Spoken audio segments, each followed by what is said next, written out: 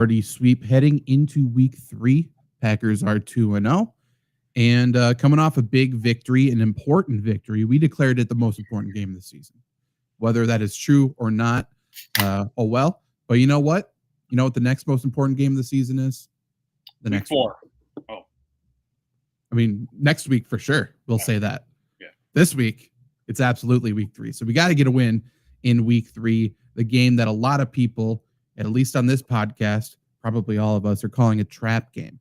So the Packers go to Cleveland, play the Browns, obviously a perennial basement dweller in the NFL. This season's no different.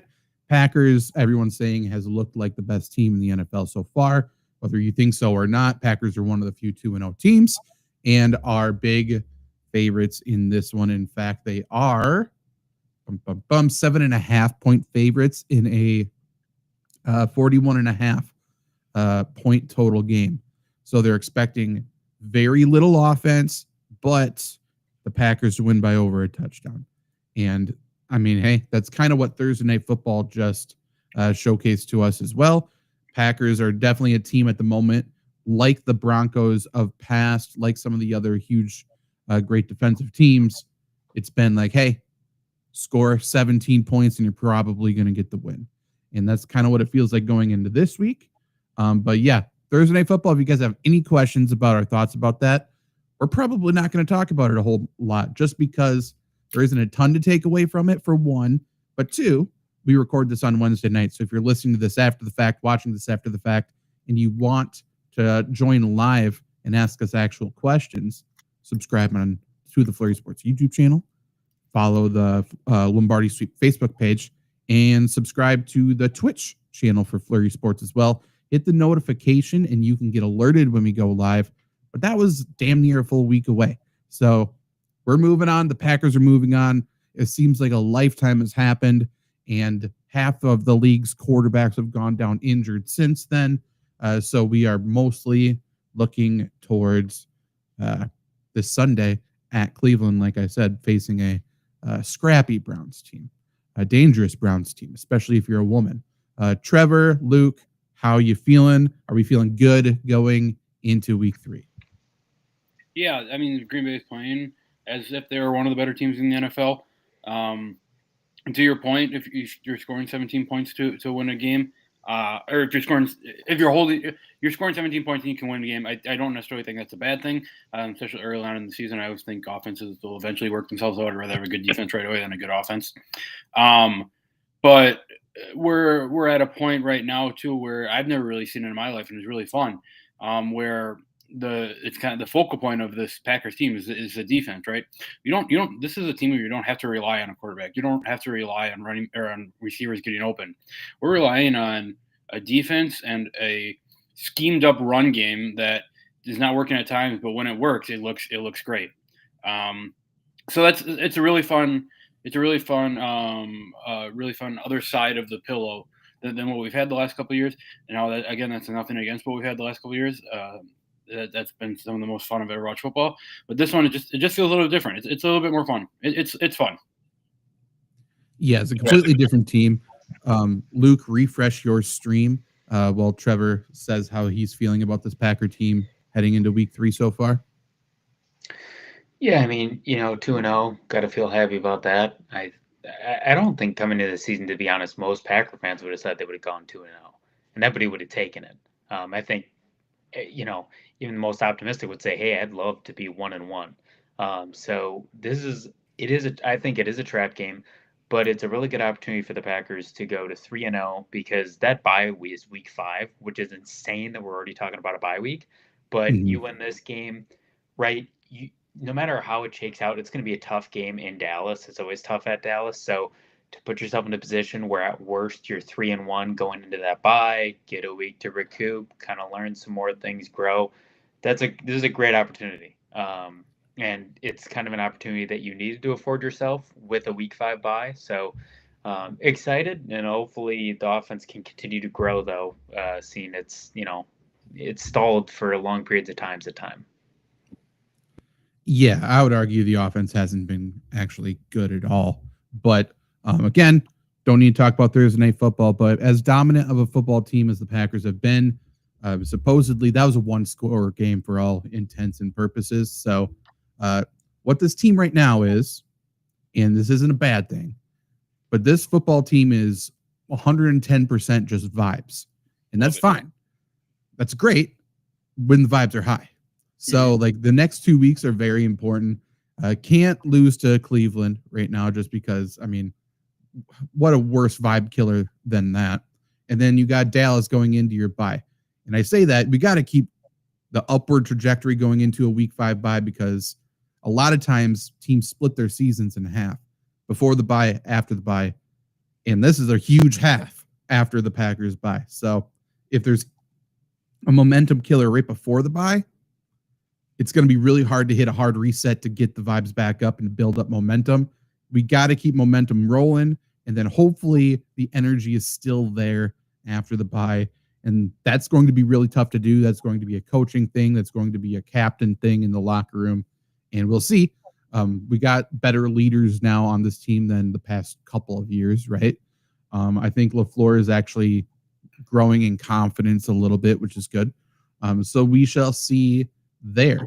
But let's talk about this week. Again, Cleveland. Let's start with injuries. Cleveland. Because that's been kind of the biggest, Packers have had a lot of time after the last game, right? So we've been talking about one big injury that happened in the Thursday game. That's Jaden Reed. Jaden Reed broke his collarbone. It was the most obvious injury of all time when you first saw it. Reminiscent of Anthony Barr driving Rodgers' shoulder into the ground, right? We've seen how collarbones get broken. That was the obvious. So he went and had surgery. The surprise this week was, though, he had 2 surgeries. So not only did he repair that collarbone, he repaired his foot as well. And I guess if you're off, might as well just get everything taken care of. Doesn't matter. That will certainly affect how quickly he comes off of the surgery, because, a lot of times it's like, okay, fine. Shoulder injury, hand injury, arm injury. He can still do his running. He can still be nice and, in shape and all of that. There's certainly things that you can do to compensate for an injured foot nowadays with the technology, but Jaden Reed's getting both taken care of, and it's certainly going to be a long process to get him back. The projected date to get him back would probably be optimistic, like a return in mid-November. But in terms of a Jaden Reed full up to speed, that's probably December. We're going to get Christian Watson back before that. So there's going to be kind of a rotating door here in this Packers receiving core. So in terms of keeping vibes high, in terms of chemistry, it's going to be a process. But Jaden Reed, was disgruntled this offseason, came back. He seems to be fully bought in. We were hoping he would be the next Packer to take a big leap because of how talented he is. But unfortunately, I guess it means we're going to have to wait a couple of months until he can get back out there and do that, though. Well, to your point about vibes, right? It just opens up an opportunity that he already has it, but for the biggest vibes guy on the team. I mean, it just feels like Tucker Kraft is more of a, brings on more of a role. Now, is this a situation where we finally get kind of a steady role of Luke Musgrave a little bit? Is this finally a role where we get a pass catcher like Romeo Dobbs to catch more than three balls in a game? Is this a role where Matthew Golden starts working underneath a little bit as opposed to deep shots, things like that? I think Jaden Reed being out is, it's never a good thing to have injuries, but if if having it early, maybe, I'm just looking at the other side here, trying to do a little spin zone. Maybe this is a stepping up point for one of these guys who has really, not been that key cog in the offense, so to say. Who's been a key cog in the offense? It's a good point. Other than Jacobs. Other than Josh Jacobs. That's a good point. But yeah, I get your point. I mean, I'll take the optimistic spin too, and I'll go based off of Luke's hat. So Zach, feel free to check out. But like you look at the Brewers, right? Reese Hoskins goes down. They bring in Vaughn. A lot of guys contributed, and a lot of guys have been contributing with injuries that wouldn't have contributed before. So now you go into the playoffs with teams that are more complete, right? And you look at like William Contreras, like he hurt his finger, broken finger. He's been playing with it the whole season. It's clearly affected him. So, it sucks not having Reed for an extended period of time. But if this team really is, and we know they're not, but if they really are all in, right? If the goal is Super Bowl, like sure, like I'll sacrifice some weeks in the regular season, especially where they are now, to get Jaden Reed. As long as he's back by the playoffs, we're fine. Like worst case scenario here is he breaks his collarbone, right? He only gets that fixed, and now his foot's acting up, and he still can't be 100% of him. So I think, like Luke said, there's going to be a chance for somebody else to step up, and then he's going to be 100% for the playoffs, which is where it's really going to matter. So I'll take the positive spin on this. And, they have a lot of winnable games coming up now, too. Like with Joe Burrow out, I like Jake Browning. Mhm. He's not bad, but the Bengals game looks a lot better now. And there are some other games like that, too. So Packers are in a good position. This won't kill them, but they do have to keep winning those games. Like you said, vibes-wise. They can't slip up. They can't lose these games they need to win because very quickly, without Reed, you can find yourself in a hole. The way they've attacked this Reed rehab, surgery, whatever you want to say in the process right now, this again is just another move that tells me, hey, we're going all in next year. Because now Jaden Reed has a full, probably healthy offseason. Like, who gives a fuck about this year? Like, now he's not going to have to get that foot surgery in the offseason. Like, again, this just feels like Packers are going to build momentum for next year, personally. But, we'll see. Obviously, the thought now in the building, outside the building, in the state of Wisconsin, wherever, is that they're, Super Bowl bound. So we'll see. Certainly right now, if we're playing the Super Bowl this week, Packers are in the conversation. Mm-hmm. So you never know there, I suppose. But yeah, there's a lot of interesting moves with the Packers here. And I'm not going to check out with the Brewers talk, by the way, because, hey, for all my baseball betting, I'm up 5 units because I bet on the Brewers preseason and in the middle of the season to make the playoffs. And then now I'm just going to collect more money because guess what? Preseason, I bet on them to lose in the first round and I bet them to lose in the second round. So bring it in, baby. It's just all I love the Brewers, but that's incredibly smart. That is absolutely how you bet the Brewers baby. every year. It is. It absolutely is. They're going to get the high of winning Manager of the Year, winning the division. They're immediately going to crash and burn. Like, are they going to beat the Dodgers in the playoffs? Come on. Let's be real here. I have you two to thank for it because you guys kept saying how bad the Brewers were going to be. So I drove my ass down to Iowa and I bet on them. I'm going to say make the playoffs, guaranteed. In our defense, now that taken out of context, that seems like a really bad thing, really bad statement. But no, everyone thought that. Well, in our defense, Trevor, the Brewers did start 0-5 and lost by like 800 runs in the first series against the Yankees. They started off like 500 and looked awful. Yeah. I remember, and everybody was like, "Oh, summer of happiness and family fun," and just throwing fits, and then they went nuclear. So it's gonna happen. And this is just to put it into perspective, and we'll get off baseball in a second. But just to put into perspective how long a baseball season is. You guys remember torpedo bats when that was a thing? Yeah. That feels like 18 years ago. That was the first 2 games. Everybody, including me, complained about it, and then everybody got one, and now nobody cares anymore. It's fantastic. I need some people with torpedo bats in my fucking fantasy baseball team. I need to find them. Apparently, they aren't out there except for De La Cruz or whatever his name is. He stinks. Okay. He sucks. Yeah, he's no good. He's not even stealing bases. Okay, so Jaden Reed out. We'll talk about Tucker Kraft in a little bit because I'm not 100% sold on what last week was. I'm not sold that that's a sign of weak things to come. However, again, I'm not going to talk too much about the game, but that was the best game Tucker Kraft's played in his entire career. It was nice to see him targeted downfield. And certainly if the Packers wanted it to be, and if they had the offensive tackles to make it so, he could be the focus of the offense. And everything else could be complementary. Could that still happen? Yes. This week, there's someone by the name of Myles Garrett that the Packers are facing who terrifies me. But we'll talk about that in a little bit. The other big injury, I would say, and obviously he didn't play last week, so it's not a new injury. But Zach Tom, talking about that right tackle spot, he got hurt in week 1, left with an oblique injury. We found out at some point, I think after last week's show, between then and now, that it's a torn oblique. He came back to practice today, and vibes were high coming back to practice. And then Zach Tom went promptly to a microphone and said it hurts to run. So I think everything, is now put into perspective a little bit more. He said he can move side to side, but he can't open up. I can't imagine the Packers would put him out there against Myles Garrett of all people if that's the case. Just the re-injury risk just feels like maybe there's no, again, you'd have to look at it. So maybe there's no further injury that can be done and fully just pain threshold. If that's the case and he wants to tough it out, go ahead.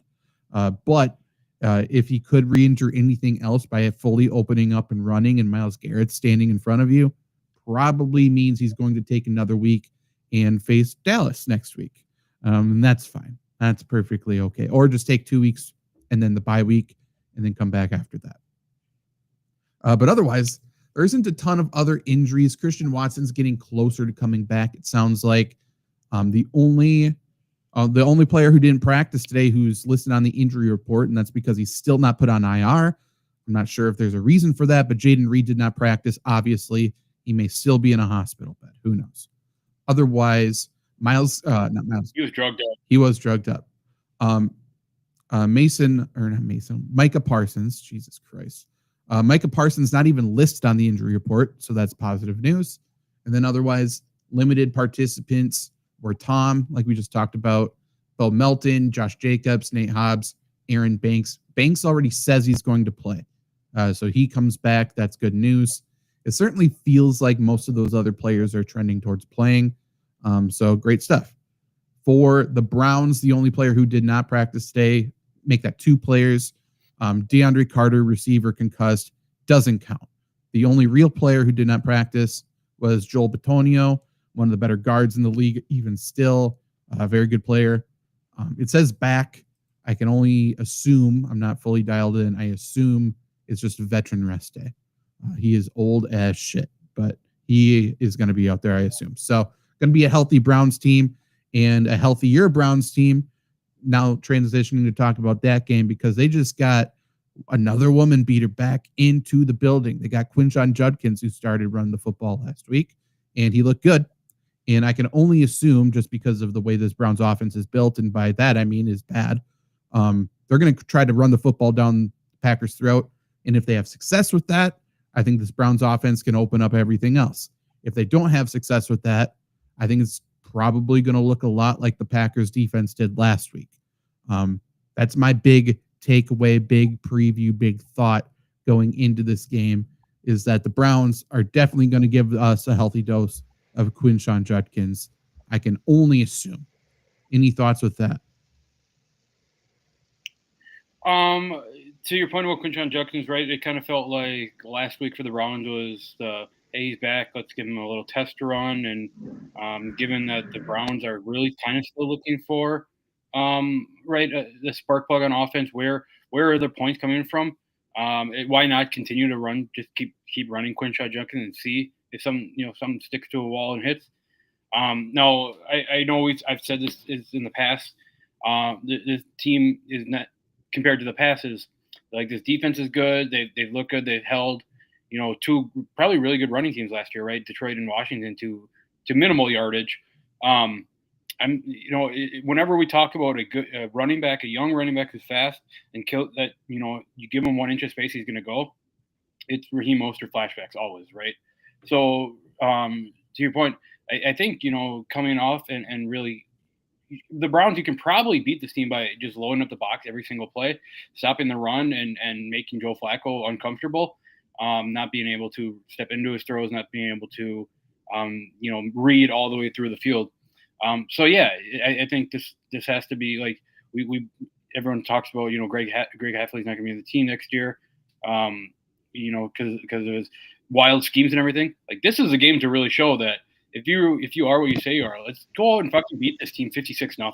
You guys play any NBA or any of the street games?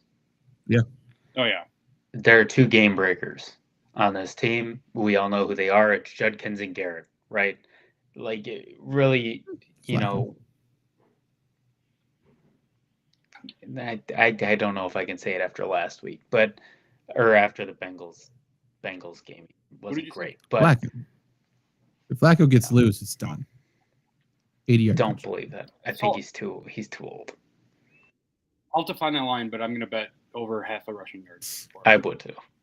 He looked good. He got loose week 2, I think it was, right? He got like a 5-yard scramble or whatever. Either way, there are 2 players that will absolutely beat you on their own, in my opinion. That's Judkins and Garrett. Really, like you said, Luke, like if you can bottle up the run game, you'll be fine. Micah Parsons will be able to do his thing alone, even if nobody else does anything. And then on offense, you honestly just have to make sure Myles Garrett doesn't do anything. Outside of that, I don't think there's anybody really scary pass rush wise. I think their front seven's still good, right? I'm not saying they're bad, but those are 2 guys you just have to take care of. If you take care of them, it should be a good game. Will they do it? Like you said, Luke, I don't know. Like there have been plenty of times where we've gone into a game and like just stop the run, and they cannot stop it at all. So it's going to come down to stopping the wife beater. Which one? Both of them. Yeah, take your pick. The other guy in the front that I would worry about is Mason Graham. He's on the interior. He's very good. But yeah, still a rookie. Elton Jenkins is going to chip, I assume, or help out whichever side he's on. But that's the thing with Myles Garrett then. Myles Garrett, I can only assume, is going to line up on the Packers right tackle, whether it's an injured Zach Tom, whether it's a rookie Belton, or if it's Kennard. Regardless, not a bold take to say I think one-on-one, Myles Garrett's going to win that matchup. So that's why Tucker Kraft, we talked about last week how bad the Washington pass rush is, and it showcased itself. And we then saw nothing. And then we saw what Tucker Kraft can do when he doesn't have to help the offensive tackle every play. So he got loose. He got out and, in running his routes right away. I don't think that happens this week. And that's what the Packers need, right? He has to help. He has to make sure keep screwing up these pass rushers, but he needs to make sure that Myles Garrett does not wreck the game and not swat down passes. We've seen Love get a little bit, let's call it bad, with trying to directly through the edge rusher's chest. Inconsistent. Yeah, inconsistent. That's true.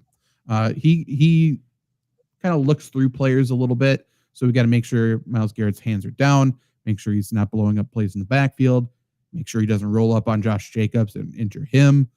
All of those types of things. Whatever we got to do, just make sure he doesn't wreck the game.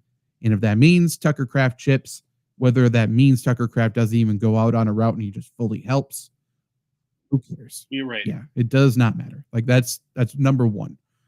Because I think this could end up being, if we get the protection, like I think this is a game where Golden could actually get loose and have a good. He should have had a good game last week. He had a bad play in the red zone where he should come back to the ball. That's a touchdown. And then Jordan Love just missed him a few times too. There's bad plays on both sides, but he could have had a huge day if you just connect on the shots that are there.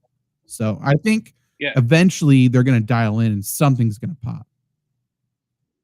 Right. Just to that point of Tucker Kraft staying into block.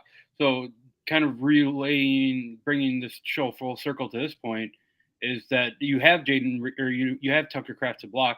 And who is really that third option, other than Micah Parsons and Matthew Golden? So I think that's like, at is, where does, it felt like Dontavian Wicks was kind of getting involved a little bit through the first 2 weeks.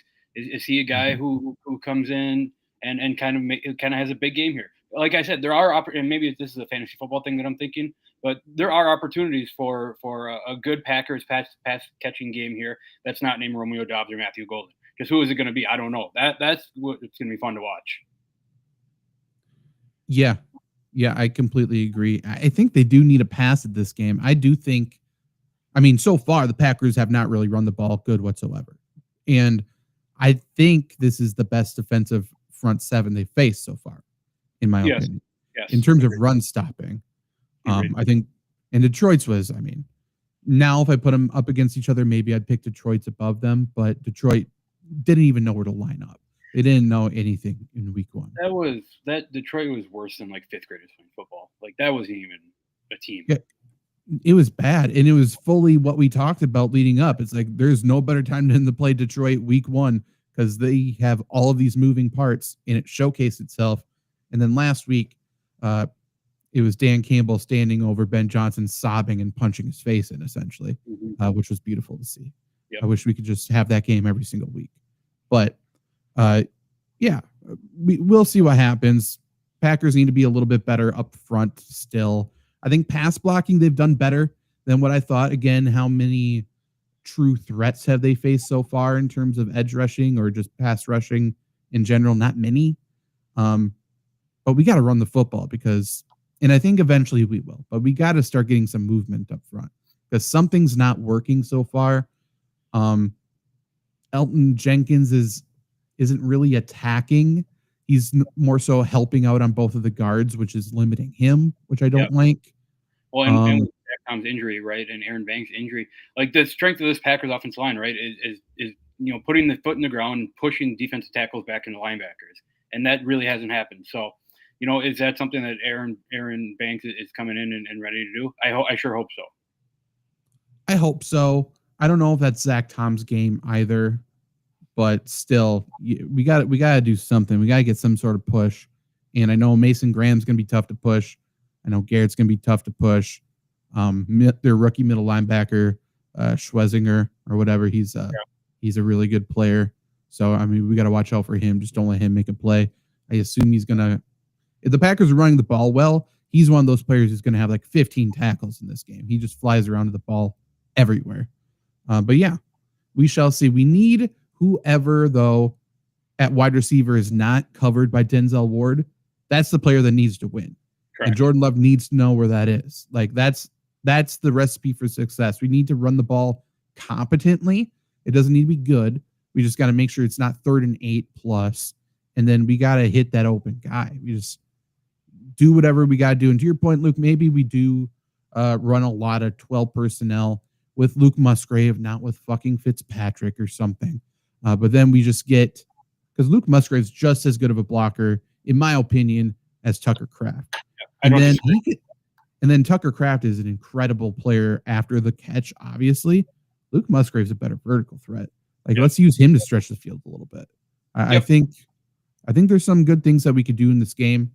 But we shall see. We shall see what happens. If you guys had to bet on a Packer player not named Josh Jacobs to score a touchdown, what do you think? I would say, I mean, the real answer is probably Romeo Doubs. I would go with Wicks in this game, though. Yeah, I feel like it could be a Wicks game. I'm going Golden only because I think the game plan in the script is to get him started, whether it's like two simple drag routes on the first drive, whatever. Just they know they got to get him going. I would love it if we used him short to intermediate a little bit. I mean, what's really interesting when Christian Watson comes back, because I mean, all signs point to Watson being back fully good to go before Reed comes back, right? But like the entire offseason, I was kind of saying like Golden is the default outside receiver, I suppose, but I think he's better in the slot. I wonder if we can just use him in the slot. Like I think that would really benefit him as a player. I think it would benefit the entire offense as long as we have some sort of threat on the outside aside from Romeo Doubs. So if Watson can just be a fucking, go route down the field to stretch, and then, Doubs can work a little bit, and then we can use Golden and Wicks mix match at slot. I think that could be a good recipe for success, but we'll see. I don't know. Obviously, that's not this week, so is what it is. Any other big keys to victory, things you're looking for, things you want to see in this game? I think when you were making the point about Brown's inside linebacker Schwesinger, you said just don't let him make a play. That kind of feels like what this whole game is. Just don't let the Browns make a play. Like the Packers are a better team in this game. You can't give up the stupid plays. Like why don't the Browns, win the opening toss, return the kick, and then start off with the receiver double pass for a 75-yard touchdown. That feels like this kind of game that they can say, hey, we've had two kind of tough loss to the Bengals and kind of get our shit kicked in by Baltimore. Like let's get some dignity back here and score an early touchdown against the Packers. So it's keep everything in front of you. It's do your job, and it's really obviously because it's always what you do. But against bad teams to avoid a trap game, it's really do your job and don't try to be a hero in this game. Just win the game. Mm-hmm. For me, I'd go to special teams. It's always important, but Bojorquez is on the injury report. He's probably going to play, right? I said he's questionable, but I'm assuming he plays. But I just looked up his stats quick because obviously former Packer punter. His average punt is 45.7. His net is 31.8. Is it just me or is that extremely low? Oh, so what? It's 14-yard returns every time. Yeah. So I mean, I don't think. I mean, we know. I think no matter who we play, we have the best punter in the game. I think Whelan's been fantastic. We have a really good kicker too. They have kicker problems. They have punter problems. Like you can easily win just by playing the field position battle. So like just don't force it, right? You have the advantage. So like Jordan Love, don't be making dumbass throws off your back foot like in that Lions game, right? Like who cares if we have to punt and we can pin them inside their own 10, like are they going to go 90 yards and or get a good punt from Bojorquez? Probably not. So win that, they'll screw up for you on special teams. Right. And I do think, for how bad Cleveland is, their fan base is usually pretty good. So if we can start fast, we need to take the crowd out of the game, because the one thing that really, the biggest difference in my opinion from home games versus road games, it's the difference in the trenches. Like when the crowd's loud and the Packers are at home, I know the home crowd hasn't been super good for the Packers the first couple of games, better obviously on Thursday. But it's the pass rush that really wins, because you got the offense that can't really hear. And then offensively for the Packers, when they're at home, like the offensive line knows the snap count. So then the defense has to be watching the ball through the second slower. So now, okay, so let's just assume now it shifts and the Browns pass rush gets a little advantage. The Browns offensive line gets a little advantage. So we're saying what? The strength of the Packers on both sides of the ball gets a little bit worse. If that's the case, Packers need to make sure they still win their pass rush, especially because if they don't get to Joe Flacco, I know the Browns receivers can beat the Packers D-backs. So that's the thing. Like Micah Parsons still needs to show up. Rashawn Gary still needs to show up. We need to make sure we get to Joe Flacco right away, take him out, make sure this is Joe Flacco's last start for Cleveland, essentially. If it's bad enough, maybe they'll make a decision and move on at this point.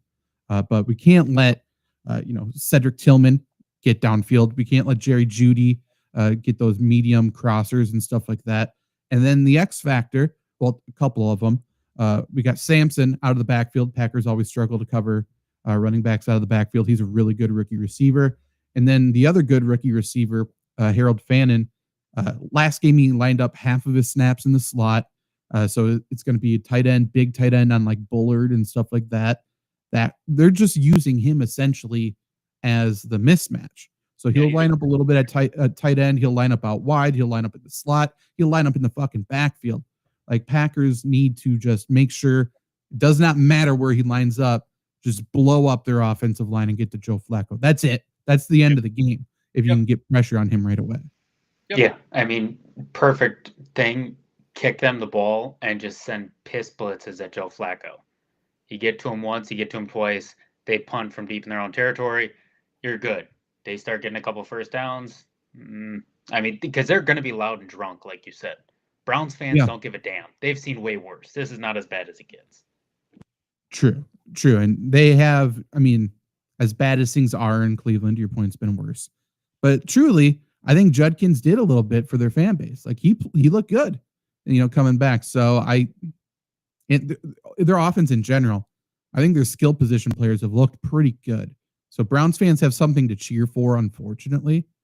So we need to just put an end to that pretty quick. If it's, again, it's another one of those games. It's like if it's tied going into halftime, I don't feel good about that. Like we need to make sure we get going. Jeffrey Champion, great last name if that's real. Welcome back, Jeffrey. He was awesome in the chat last night. Sick. Browns defense looks really good. they got playmakers all over their field. Like, Packers can't just be scrubbed. This is a better defense than last week. I guarantee that. They have a better defense than Washington. And then we talked about Detroit's defense, how they were a complete mess in week 1, didn't know where the lineup, didn't know anything. So I do think this is the biggest test for the Packers offense. And then pass rush on the Packers defense just needs to win, because I don't feel like putting the game in the hands of, there's corners at this point. I know they've looked pretty good so far.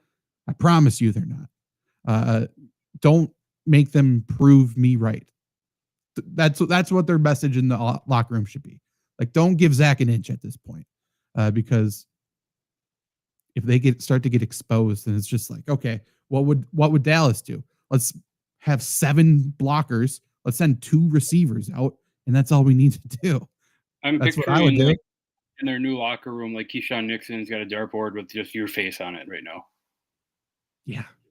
I hope Keyshawn Nixon has at least read something that I've written, heard something I've said. Yeah, there you go. I mean, we know one person in the locker room does. Yep. Rashawn Gary. Yep. He hates me. Yep. I've never tweeted at him. I'm blocked. He hates me. So I'm just associated with you and I'm blocked.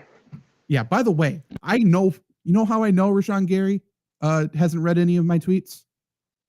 How? He can't read. That's not even a joke. Like, he can't read. So it was for sure not that. I assume his mom has heard something I've said, because his mom does everything for him, including reading him bedtime stories. So is what it is there. But to Jeff's point, Derrick Henry held to 23 yards. Ravens obviously didn't have an issue, but they certainly stopped Derrick Henry, who they were shit talking all week. So I do like that. They shit talk somebody, they backed it up, I guess. Scoreboard doesn't matter. But still, we need Jacobs to have a breakout game at one of these points. We need to get that running offense going, because if the Packers defense looks the way it does, and we can get 150 yards every single week on the ground, that's a Super Bowl team at that point. That's the winning recipe. Yeah, I mean, I know a lot of people are probably going to be like, "Hey, they lost 41-17." It's like, well, yeah, but the Ravens have Lamar Jackson, who's the best player in football right now. So, like, that's a pretty key difference that they can win even with Derrick Henry at 23 yards. They also have in my opinion, I guess, 2 or 3 receivers that I think are just as good, if not better, than all of the Packers receivers. Like, good to see Tez break out last week. Love him. He's so good. Yeah, boy, yeah. But I mean, Zay Flowers has been on one. Mark Andrews continues to be the worst human in football. So a lot of stuff going for the Ravens offense. Yeah. Just for me, you said 7.5, 41. Yeah, let's do a score prediction. I think this is an under. This is a sloppy game with two not great, or 2 offenses who aren't playing too well. 2 teams who kind of feel like they want to win a little bit ugly. So I'm gonna, I'm keeping it light here. I'll take Cleveland. I'll take Cleveland plus 7.5. I'm going 17-10 Green Bay. I'll go sloppy too. I'll go Packers win. Cleveland almost covers. I'll say they cover 17-12 or 17-9. I mean, this is not. If anybody scores 20 points, the game's over. That's in my opinion.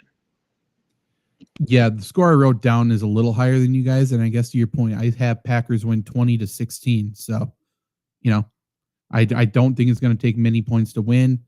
I don't know what the weather's going to be like in Cleveland. It can get windy. If it's windy as well, I mean, then kicks get weird. But yeah, whoever makes the least amount of mistakes, whoever doesn't turn the ball over, essentially, probably wins this football game. It's not going to be a fun watch, I can only imagine. But hopefully, not that last week was a fun watch either, I suppose. But hopefully we at least get a win. We have something to celebrate, and we don't have another huge injury or something heading into week 4 against Dallas. And then if we can escape that, go 4-0, no huge injuries, go to the bye week. That's all we can ask for. That's all we're really looking for. Yeah. To that point, I hate these games where against AFC opponents that you win or lose the game. It doesn't really matter in the thick of like a playoff race.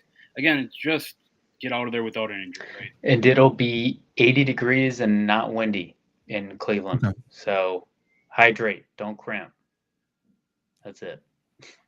True. Just from my brain, that is probably not correct. I feel like a lot of South Florida guys on Cleveland, so heat's not going to bother them if that's correct. And if it's not correct, you know, I haven't slept much. So, but I mean, Jerry Judy's South Florida guy.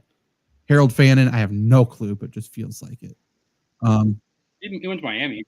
Yeah, there you go. No, Miami of Ohio. No, he went to Bowling Green. Oh no, he went to Bowling Green. Like the exact opposite of Miami. That's pretty south, though. Where did David Njoku, is he? Someone's from Miami. Njoku's Miami, I'm pretty sure. Okay. Harold Fannin was born in Canton, Ohio, so not him. Hey. Okay. Football guy. Football guy. That's what we're saying. That's basically what we're saying. Doesn't matter the weather. Doesn't matter cold, rain, hot. Harold Fannin's going to be out there. So that's the guy we got to stop. So that's like really the core. Like you don't live in Canton, Ohio, unless that's like the only thing you think about is football, right? True. And also, by the way, I know Judkins is a Florida guy because I saw the court records. So he's a Florida guy too. Yes. And we'll go out on that one. So I won't have one thing yet. Okay. That I need to bring to attention that I don't know if we talked about, which is kind of important. We're not really important in this whole scheme of life, but important like within the last hour and a half of my life. Sure. Curious your thoughts on it. Now, this is what I'm about to say is a very obvious thing because I think it's one of the most universally liked things of all time. But I haven't had one in a very long time, and I had them I have to drink this every single second of my life, and that was just pink lemonade. Pink lemonade is so good. Yeah, it's the best. Yeah. It might be. I love beer. I love it all. Pink lemonade might be the greatest drink to ever be conceived. No argument. I don't know why it's better than lemonade, but it always is. And I can't explain it, but it just is. There is a difference. It's not mental. Correct.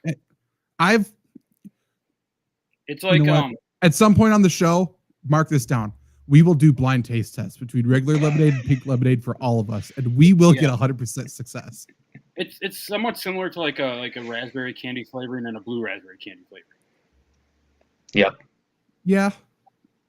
I don't know. Yeah, I don't know. There's something special though, and I think our track record for finding special things speaks for itself. Whether it be the NFL draft, whether it be ranking Pop-Tarts, we get it. So pink lemonade, it's it. If we all agree, that's 5 out of 5 stars. We never all agree. One of us always has an awful take on something. So, but to the overall point that I guess I was trying to make with this pink lemonade, not even what I was trying to make, just that came in my head was it's so universally liked. I don't know, maybe people who can't have sugar or something don't like it, but any normal person, pink lemonade feels like the common factor, right? In the world. Who hates pink lemonade? Mark Andrews. Well, he's diabetic. He can't have it. Diabetes thing. But if we're talking it kind of feels like Israel-Palestine would be solved if everyone was just drinking pink lemonade. I'm not sure if they've tried it. Yeah. It's worth a try at this point. It's been how many years? Let's figure it out. Right. To be fair, it's still going on and nobody has tried it. There is a correlation. Mm-hmm. They really should. We're an ideas podcast. Maybe that's our next pod. I was going to say our next podcast could be we just come up with solutions for Israel-Palestine. Yeah. Pink lemonade, number 1. Put it at the top. It's like Shark Tank, but for a war, Right. For a holy war. Okay, we'll be back next week to preview the Dallas game, which is going to be one we'll be more fired up for, I can assume. So see you then. Goodbye.